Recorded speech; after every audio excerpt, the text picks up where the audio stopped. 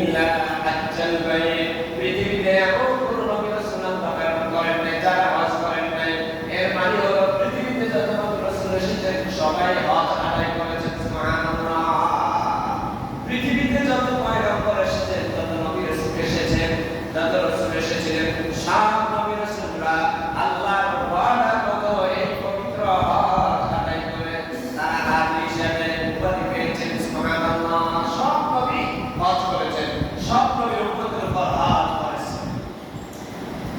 আরেকটি হাদিস শরীফে বিশ্বনবী বলেন, আল্লাহ পয়গম্বর হযরত আদম সফিউল্লাহ বিশ্বনবী বলেন, ইন্না আদম আলাইহিস সালাম হাজ্জাল বাঈদ মিনাল হিন্দ মাশিয়া।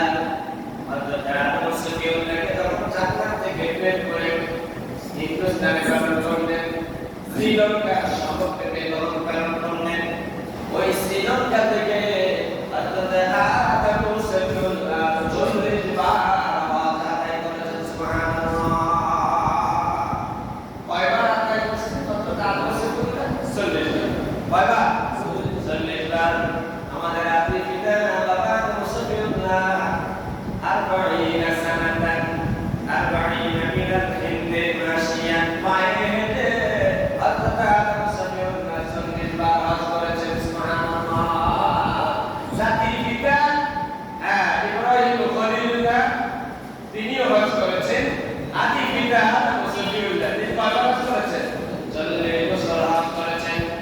আমরা যে মাযহাবকে ফলো করে হানাফি মাযহাব, এই মাযহাবের ইমাম হযরত ইমাম আযম আবু হানিফা, তিনি আবু হানিফা হাজ্জা 55 হাজ্জাতান। হযরত ইমাম আবু হানিফা 16 বছর বয়স থেকে হজ আদায় করতে শুরু করেছেন। প্রথমবার তিনি তার সাথে হজ আদায় করতে গেলেন। এরপরে যতদিন তিনি বেঁচে ছিলেন ততবার হজ করেছেন। ইতিহাসের ভিতরে রয়েছে ইমাম আবু হানিফার মধ্যে গল্প আছে, তার যে জীবনী যে বইগুলোতে এসেছে ওখানে এসেছে তিনি 55 বার জীবনে 55 বার হজ করেছেন। সুবহানাল্লাহ। অর্থাৎ বাদে খবর পরে তিনি যতদিন বেঁচে ছিলেন ততবার হজ করেছেন। মোট 55 বার হজ আদায় করেছেন ইমাম আবু হানিফা। সুবহানাল্লাহ। কয়বার করেছেন? ইমাম আবু হানিফা 55 বার জীবনে হজ করেছেন। আমাদের আদি পিতা বাবা আদম সফিউল্লাহ, আদি পিতা বাবা আদম সফিউল্লাহ তিনি 40 বার হজ করেছেন পায়ে হেঁটে। পায়ে হেঁটে তিনি 40 বার হজ করেছেন। একটু জিকির করি না ইলাহা ইল্লাল্লাহ, লা ইলাহা ইল্লাল্লাহ, লা ইলাহা ইল্লাল্লাহ, লা ইলাহা ইল্লাল্লাহ, লা ইলাহা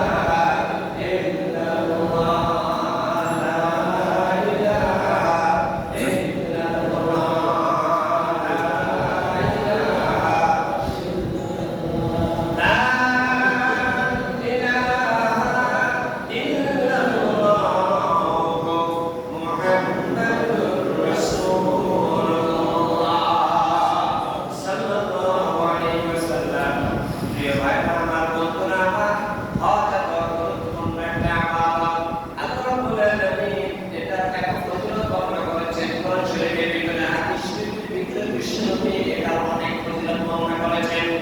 আল্লাহ হাবিব সাল্লাল্লাহু আলাইহি ওয়াসাল্লাম বলেন, عن ابي هريره رضي الله تعالى عنه قال رسول الله صلى الله عليه وسلم من حج لله فلم يرفث ولم يفسق ورجع فيقوم من ولدته امه رواه متفق عليه. حضرت আবু হুরায়রা রাদিয়াল্লাহু তাআলা আনহু থেকে বর্ণিত, বিশ্বনবী বলেন, যারা হজ করলো, মান হাজ্জা লিল্লাহি ফালাম ইয়ারফাস ওয়ালাম ইয়াফসুক, হজ্জের নিয়ত করে ইহরাম বাঁধলো, ইহরাম বাঁধার পরে আল্লাহর যে নির্দেশিকা আছে হজ আদায় করার ব্যাপারে সব নির্দেশিকা ফরজ ওয়াজিব সুন্নাত মুস্তাহাব পালন করলো। ওই টাইমে কাউকে গালিগালাজ করে নাই, শিরক করে নাই, মন্দ কাজ করে নাই, স্ত্রীর কাছে যায় নাই। আল্লাহ রাসূল বলেন, রোজা কায়ামি ওয়ালাদাতু আল্লাহ পাক বান্দার জীবনের সব গুনাহ করে মাফ করে দিবেন। ছোট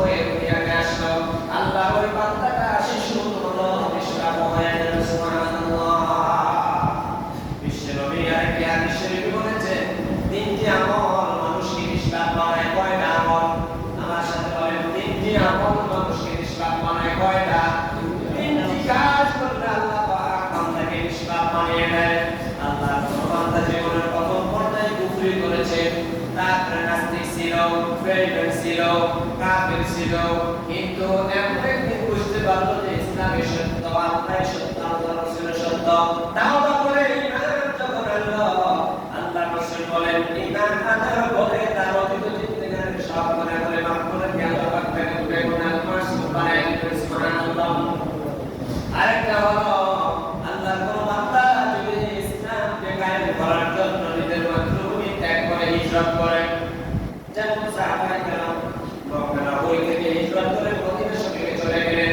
ওই মক্কা থেকে হিজরত করে তারা মদিনায় গেলেন তাদের তো গুনাহ বুঝায় নাই কোন সাহাবী যদি গুনাহ থেকেও থাকে হিজরত করার কারণে আল্লাহ পাক তার ওই সাহাবীকে গুনাহ মাসুম বানায় দিয়েছেন সুবহানাল্লাহ তিন নাম্বার হলো আল্লাহর কোন বান্দা যদি আল্লাহকে রাজি খুশি করানোর জন্য হজ করতে যায় আল্লাহ পাক বান্দাকে নিষ্পাপ গুনাহ মাসুম বানায় দেন সুবহানাল্লাহ আল্লাহর হাবিব সাল্লাল্লাহু আলাইহি ওয়াসাল্লাম আরেকটি হাদিস শরীফ বলেন তাবিউ বাইনাল হাজ্জি ওয়াল উমরাতি ফাইন্নাহুমা ইয়ানফিয়ানিল কিয়া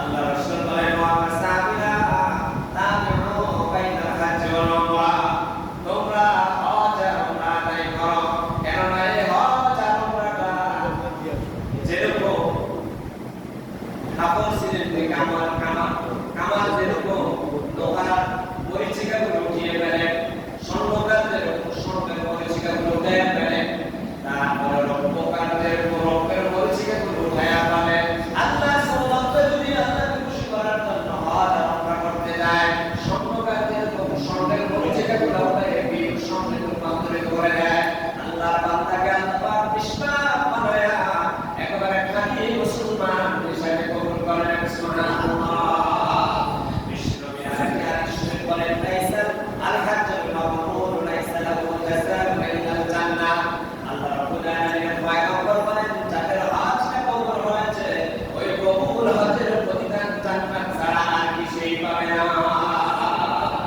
সাহাবায়ে কেরাম প্রশ্ন করলেন ইয়া রাসূলুল্লাহ হজ মাবরুর কি মাবরুর মানে হলো মাকবুল মানে হলো যার হজটা কবুল হয়েছে আল্লাহর হাবিব সাল্লাল্লাহু আলাইহি ওয়াসাল্লাম সাহাবায়ে কেরামদেরকে বললেন সাহাবীরা শুনো হজ্জার মাবরুর হলো ওই লোকের হজ কবুল হয়েছে তোমরা বুঝতে পারবে যেই লোকের হজ করার পরে তার ভিতরে তিনটি আমল বেশি দেখা যাবে মা বিরুল হজ সাহাবায়ে কেরাম বললেন ইয়া রাসূলুল্লাহ কার হজটা বেশি কবুল হয়েছে হুজুর বললেন মা বিরুল হজ ওই লোকদের হজটা কবুল হয়েছে তোমরা মনে করে নিবে যারা ইচ্ছুক সানা মানুষকে দেখলেই সবার আগে সালাম দেয় সুবহানাল্লাহ এখন বহু হাজি সাহেব আছে সালাম শুধু পেতে চায় দিতে চায় না হুজুর বলেছেন কবুল হওয়ার যাদের হয়েছে তাদের আমলের ভিতরে বরকত এসে যাবে তাদের আমল বেড়ে যাবে হজ্জে যাওয়ার আগে আমল হজ্জের পরে আমল যখন দেখবা তার জন্ম হয়ে গিয়েছে হজ্জের আগে সিগারি পাটকারে অনেক কিছু করেছে ওখানে গিয়ে তাওবা করে একবার নিষ্পাপ হয়ে আসার পরে তার আগে কর্মের চাইতে পরের কর্মে আকাশ পাতাল বেশকম পরের কর্মগুলো যখন দেখবা ভালো তখন তুমি বুঝতে পারবে তার হজ্জটা হজ্জার মাবরুর হয়ে গেছে সুবহানাল্লাহ আল্লাহর হাবিব বলেন যাদের হজ্জটা কবুল হয়েছে তাদের ভিতরে এই আমলগুলো একটু বেশি দেখবে তারা মানুষদেরকে দেখার সাথে সাথে সালাম তাকে আগে দিয়ে ফেলবে ওই ক্ষুধার্ত মানুষগুলোকে তারা আগে খাবার বাড়িয়ে দিবে অতিবাদ কানা মানুষের সাথে নম্র ভদ্র তারা আচরণ করবে সুবহানাল্লাহ এখন আমরা আল্লাহ রাসূলের এই কথার সাথে একমত যাদের হজটা কবুল হয়েছে তাদের আমলের ভিতরে পরিবর্তন এসেছে বুঝতে পারবেন তাদের হজটা আল্লাহ কবুল করেছে আর যাদের হজের পরে আমলের কোনো পরিবর্তন নাই আগের মতো সেই গল্প মিথ্যে কথা বলে, তারপরে সুগুন তৈরি করে, সিটারি করে, বারবার পাটকারি করে, ঘুষ খায়, সুদ খায়,